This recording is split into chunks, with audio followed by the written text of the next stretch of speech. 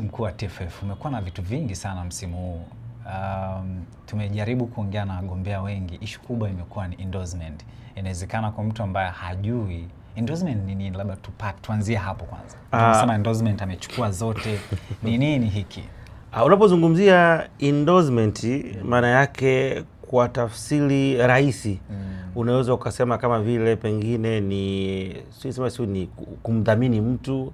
Yaani kama ni nafasi ya kumdhamini mtu. Yaani kwa maana kwamba ili uweze kupata nafasi ya kugombea basi warau wale wanachama au wale wajumbe ambao wanahusika moja kwa moja na kwenda kuchagua sawa, basi kuweza kukudhamini.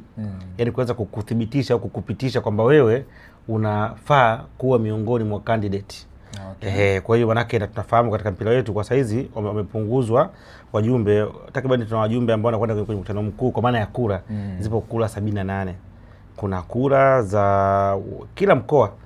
Mwenyekiti wa mkoa anapata kura automatically kwenda kwenye mkutano mkuu. Ndio mwenye kigezo cha kupiga kura. Mwenyekiti wa mkoa. Kwa kama wewe ni ugombea ukawa mwenyekiti wa soka wa mkoa wa Shinyanga, manake tayari automatically naona unaingia kwenye kinyang'anyiro kwenda kuchagua kiongozi ambaye anatakiwa kuingia katika msimu, yani katika muhula fulani wa uongozi wa shirikisho. Lakini pia anachaguliwa mjumbe mmoja mkutano mkuu. Mjumbe mmoja kwa kila mkoa au inapaje? Kila mkoa tena panakuwa na mjumbe mmoja. Yani katika zile halmashauri zile, katika vile vya halmashauri labda Lindi kuna Nachingwea, kuna Ruangwa, kuna Liwale. Sasa wilaya zote zile anachaguliwa mmoja kuwa ni mjumbe wa mkutano mkuu. Pana wale wajumbe wa mkutano mkuu wa mkoa. Sawa, wa mkutano mkuu wa mkoa. Kwa maana kila mkoa una labda una wilaya 7. Panakuwa pana kila wilaya pana wajumbe wa mkutano mkuu wa mkoa. Katika wale wajumbe wa mkutano mkuu wa mkoa wanapiga kura kumchagua mmoja ambaye atakwenda kuwakilisha mkutano mkuu. Kwa hiyo anaambatana na mwenyekiti. Kwa hiyo kwenye kila mkoa kuna kura ngapi? 2. Kula ya mwenyekiti na kula ya mjumbe. Naona ziko 2. Lakini pia tuna vilabu vyote ambavyo vinashiriki ligi kuu ya Tanzania bara vina access ya moja kwa moja ya kwenda kwa maana 16. Hizo nazo ni kula ngapi hizo? 16. Lakini pia kuna vile vyama, sawa, nasema vile vyama shiriki au vyama wenza. Tunajua tuna chama cha wachezaji mpira, kuna watu wa mpira, kuna hawa TASMA, madaktari wa michezo, tuna chama cha mpira wa wanawake, sawa, na viko 5. Kuna hizo 5 ambazo nao wanatoa na nyewe kula pia ambazo zinakwenda kwenye mkutano mkuu. Sasa inatakiwa upate endorsement kutoka kwa hawa. Sasa hawa tunazungumzia wanani? Hawa wenye viti wa mikoa ambao wako ngapi? 26. Lakini pia tuna wenye viti wa vilabu. Sawa, ambao wapo ngapi? 16. Ukipasa unapata ngapi? Kwa hiyo inakuwa ni 26 na 16. Inakuwa ngapi? Ngoja tuende hapa. 26 na 42. Una plus na zile 5 na zile 5 vile vyama ambao si kuna Sputanza, kuna TASMA, kuna chama cha waamuzi, kwa chama cha michezo viko 5. Cha mpira wanawake. Kwa hiyo unakuwa ngapi? Kula ngapi? 47. Kwa hizo ndio endorsement. Kwa hao ndio wanatakiwa wewe wa kuendorse, yani wa kuthibitisha kwamba wewe unafaa kwenda kuwa mmoja wa wagombea. Kwa hizo ngapi? 47. Kwa tunapozungumzia endorsement ni barua ambayo inaandikwa kama vile leo ukitaka kwenda kusoma au uko unafanya kazi utasema wa kuendorse. Bwana fulani kweli ni mfanyakazi wetu hapa, kwa hiyo kwenye hiko ambacho anakihitaji kama ni masomo yake anaweza kufaa kwa sababu ana hiki na hiki na hiki. Ni barua tu inaandikwa kutambulisha kwamba kama mkoa fulani tunaamini kwamba huyu ana sifa za kuweza kuwa mgombea wa hiyo nafasi ambayo ameiomba, kwa taratibu nyingine ziendelee. Kwa hiyo ndio endorsement. Na hapo taratibu zinakuaje? Kwa mfano mtu ambaye anataka kugombea kwenye nafasi ya urais, kwa nini wanasema mmoja ameshazichukua zote? Taratibu yani zipoje? Huko nyuma ni ngapi? Huko nyuma endorsement zilikuwepo. Lakini ilikuwa mkoa unaweza ukaendorse hata watu 5. Si sifa tu. Mimi nikaenda nikapewa barua. Ukaenda Mavalo akapewa barua. Akaenda Devi akapewa barua. Akaenda Mati akapewa barua. Kwa sababu hilo ni kwamba tu mtu ana sifa. Huko nyuma. Kwa hiyo ilikuwa sio issue. Kwa hiyo ilikuwa sasa yani mtu anaweza kaenda akapata tu. Yani mkoa mmoja kama Dar es Salaam ukaendorse watu 4 ambao inahisi wao wanafaa. Sawa? Kwa kwenda kwenye uchaguzi. Na kwa mujibu wa katiba ya shirikisho inataka walau kwenye uchaguzi walau upate endorsement ngapi? 5. Zisipungue ngapi? 5. Kwa katika hizi 47 usikose ngapi? 5. Kwa hiyo unaweza ukapata na zingine. Sasa changamoto imekuja wapi? Ikaja ikabadilishwa. Ikawa kila mkoa, kwa maana kanuni zilibadilishwa, zikachange ghafla. Kwamba kila mkoa ukishamwindozi mtu mmoja umemaliza. Au utaruhusiwa tena kumwindozi mtu mwingine. Kwa hiyo ukishampa Mavala leo hii kwamba ndo yani unampa kama ni go ahead katika mkoa wenu, maana yake mimi nikija nishamaliza. Kachachukua haruhusiwi tena mtu mwingine. Unaelewa? Ikawa hivyo. Lakini kwa hiyo ikawa ni kitu ambacho kimekuwa kwa matukio zikawa badala ya kuwa endorsement maki kama ingekuwa watu 5, maana yake ungechukua 47 ukazidisha mara 5 ambao ungepata 200 na kitu. Karibia 235 nafikiri ukizidisha hapo. Nafika kama ni 235. Maki ni 47 mara 5. 200 kama sasa. Kidogo tuwasoma hesabu. Kwa hiyo ziko ngapi? 235. Kwa hiyo ziko hivyo. Lakini sasa hizi ziko ngapi? 47 tu. Sasa katika hizo 47 zote hizo shida inakuja wapi? Wote 46 ukitoa mmoja ambao ni timu ya Yanga tayari wameshamwandikia mtu mmoja na kabla ya uchaguzi. Kwa msingi huo hawaruhusiwi tena kumwandikia mtu mwingine. Sio, unaelewa sio? Yaani wote walishamwandikia mtu mmoja. Kwa hiyo watu zile endorsement ya 46 zote zinaenda kwa mtu mmoja. Kwa hiyo wengine wote mnakuja kugombea pengine muipate hiyo moja iliyobakia mboni ya Yanga. Na hata mkiipata bado atampa mtu huyu na bado haitoshi. Itakuwa ziwe ngapi? Ziwe kuanzia 5. Kuanzia 5. Kwa hiyo wagombea wote unaoona hawa hawana endorsement. Kwa nini haikutengenezwa kanuni kwamba kama anahitajika 5 mtu asizidishe?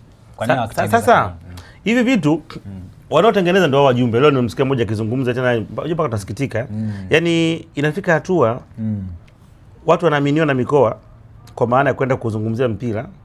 Wakifika kule wanatengeneza territory, ufalme wao. Huyu wa mkoa anatengeneza nguvu kwa aliyepo madarakani ili na yeye asije kutolewa. Kwa hiyo wanatengeneza hayo mahusiano hayo. Ndio unakuta wakati mwingine unaweza kusikia kuna migogoro mingi kwa vyama vya mikoa. Sababu watu wanatengeneza hizo bondi. Sasa kilichofanyika ni kutengeneza ndoa kama ndoa ya Kikristo kwamba tuachane, wangu mimi wako. Tupo tu vile vile. Kwa hiyo huyu wa mkoa atamlinda aliyopo na aliyopo madarakani kama rais anamlinda huyo. Kwa hiyo ni hili. Kwa hiyo watakachokifanya ni kutengeneza kanuni ambazo wote zitakuwa zinawafanya waendelee kuwa pamoja. Ndio kilichofanyika. Kwa hizi kanuni ambazo walikuwa wanabadilisha ukizifikiria hazikuwa na msingi wa fair, hazikuwa na msingi wa uchaguzi huru. Ila kwa sababu mwisho wa siku wao zinakwenda kuwanufaisha, walizipitisha kwamba hivyo mtu asiweze kurudia. Zikae vile. Kwa hiyo walitengeneza hivi makusudi ili kuweza kufinya. Lakini pia wakaenda mbali, wakatengeneza mazingira kuwezekana mgombea huyu rais aliyopo apate muhula mwingine, wakamuongeza muhula wa 3. Ilikuwa ni mihula 2. Ilikuwa ni muhula. Hata muhula huu hakutakiwa kugombea. Huu si muhula wa 3. Wakakokaria wa 3. Haikutakiwa, itakiwa amwachie mtu mwingine. Wakaongeza muhula. Na bado tena wakaendelea kuwepo huko mbele tena wataongeza tena. Si wao wanaopanga. Si wajumbe ni wale wale. Kwa sababu anapokuwepo yeye yuko madarakani na yeye si yupo. Kwa hiyo unaelewa? Kwa ni rahisi kwa kama ni chain fulani. Kukubaliana. Unaelewa? Lakini bado haitoshi. Sawa? Bado haitoshi. Walichokifanya wakasema hapana. Hizo zote tumpe mtu mmoja, lakini tukishampa pia hakutakuwa na uchaguzi. Maana yake tutakwenda kumuidhinisha. Kuna tofauti kati ya uchaguzi na kumuidhinisha mtu. Huko nyuma, leo ndipo mfano mmoja wa Chama cha Mapinduzi. Keni kabla ya vyama vingi ilikuwa ni chama kimoja. Lakini bado tulikuwa tuna uchaguzi. Na watu walikuwa wanapiga kula za ndio au hapana. Sasa huko hawa uchaguzi hakuna, maki usihusu uchaguzi. Wakienda kule ni kwenda kumuidhinisha kwamba amepita. Amepita. Sio kwenda kupiga uchaguzi. Wake inawezekana mkawa wote mmemwindozi mtu mmoja, afu mkaenda kule mkasema hapana. Labda zikatokea baba za hapana, zikawa 30, za ndio zikawa 40 ngapi? 48. Hii hamna. Kwa hiyo mtengeneza huo utaratibu. Wakaja tena wakatoa kitu kingine tena. Zamani ilikuwa rais, mgombea urais au mwenyekiti anagombea na mwingine anagombea makamu wa rais. Ni kama hivyo tuna uchaguzi mkuu, wanagombea wote. Sawa? Wao wakasema hapana. Huyu mgombea urais akishakuja kugombea akapita, anapendekeza jina la makamu wa rais. Alafu wanakwenda walipigia kula. Lengo ni nini? Kama wote wangekuwa wanagombea kwenye kula. Yaani mimi nagombea nafasi ya makamu. Wewe unagombea urais. Maana sisi wote tunapata nguvu sawa na uhalali kutoka kwa wajumbe waliotuchagua. So unaelewa sio? Mimi nimechaguliwa, mimi nilikuwa na contender wenzangu. Sisi tulikuwa tuko 7 nagombea makamu wa rais. Nyinyi mlikuwa mpo 4. Wewe umechaguliwa pengine kwa kula let's say 50. Sawa eh? Mimi labda nimechagua kula 70. Kati ya ngapi? 78. Kwa maana ya ushawishi, mimi na ushawishi mkubwa kwa wajumbe kuliko wewe. Sio unaelewa hapo? Yaani umpata kula 50. Wajumbe ni wale wapige kula. Mpata kula 50. Mimi mpata kula 74. Maana mimi kama wa rais nina ushawishi mkubwa kwa wajumbe kuliko wewe. Kwa hiyo ofu ikajengwa kwamba inawezekana ikatokea siku mkaitirafiana. Uchaguzi unaokuja nikasema na mimi nagombea urais. Automatically nakwenda kukubiti wewe. Kwa sababu almost wajumbe ni wale wakaona hii nayo tuifunge. Akiingia yeye atapendekeza. Kwa hiyo anayependekeza maana yake kama mimi nimekupendekeza, naweza kukutoa.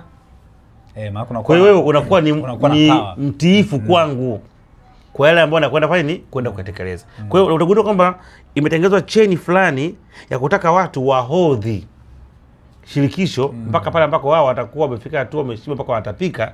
Ndio naona ukigundua mashirikisho mengi sana viongozi kuwatoa au kuondoka ni changamoto. Mpaka itokee shida kwa sababu nini? Lengo wakishaingia pale sio mpira. Ni kama mtu anakuwa amejenga nyumba na naamini ya kwake. Kwa hiyo hiyo ndio changamoto tunakutana nayo katika mpira wetu kwa sasa, kwa maana kwamba hakuna uhuru. Ndio leo nimesikia jana nilisikia akiongea mwenyekiti mmoja wa timu moja akimzungumzia rais alikuwa madarakani kwa maana wa shirikisho, lakini pia leo nimemsikia kuna mwenyekiti wa mkoa wa Kilimanjaro sio pale amezungumza vitu vingi sana. Lakini najiuliza sasa, nyinyi kama mnasema kwamba mnamunga mkono, kwa nini sasa msinge kama mazingira huru ya ushindani? Nyinyi ndio wapiga kula. Sio, unanielewa sijui? Wekeni mazingira pia ya ushindani. Toeni endorsement kwenye box la kula, mkampe mnamhitaji. Sasa leo hii unasema wewe una nguvu na unapendwa, unafanya vitu vingi lakini hutaki kwenda kwenye box la kula. Sio kweli. Maana yake una shida. Ili tujue una nguvu, twende kwenye uchaguzi. Box liongee. Bwana katika nafasi ya urais walikuwa wagombea 5. Sawa? Katika wagombea 5 wajumbe wapiga kula, kama labda nyinyi mtakuwa msikupiga kula, wapiga kula labda walikuwa watu 78. Kula zote zimekwenda kwa rais kama madarakani. Hiyo ndio nguvu na huo ndio uchaguzi.